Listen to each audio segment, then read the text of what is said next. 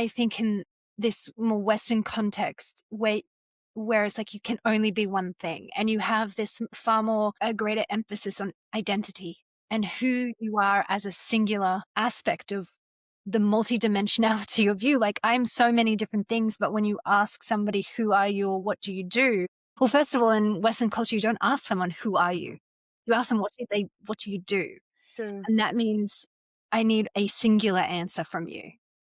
And I think what you're talking about here is this very internal conflict that outside of a culture that can hold multiple identities and hold multiple answers to the same question and hold complexity and ambiguity Mm. without an immediate need for an answer. You are forced to take all that you are and give a singular response. Mm. And you're allowed to feel bad about it, but you're not allowed to feel all that you feel in your identity. And I think that's so fascinating. You're allowed to feel anxiety. You're allowed to feel depression. We have medication for that. In fact, that's great that you feel that. So you work with more Western based cultural people. What is the way that you come to an ambiguous, unanswerable, larger, multifaceted identity when it comes to holding these paradoxes? Because this is the paradox that you've just spoken about. It's not just one in ourselves. We're full of paradoxes. Mm.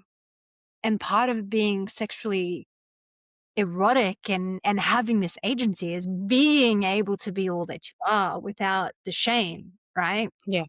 Yeah. Yeah. Big question. Sorry. It is. It is a big question. And this is a part of my work that I truly love and I really appreciate doing this deeper level work with people because, yes, it does require a level of capacity to hold paradox and to be able to sit with the discomfort of figuring it out. It's not clear yet, but it will come to you and we will figure it out at some Mm, point. But you need to make enough space internally within you to meet all aspects of who you are as a human being. Because, like you said, this is not just about, we are multifaceted. We have different parts, different aspects, and they show up in different contexts, different relational dynamics as well.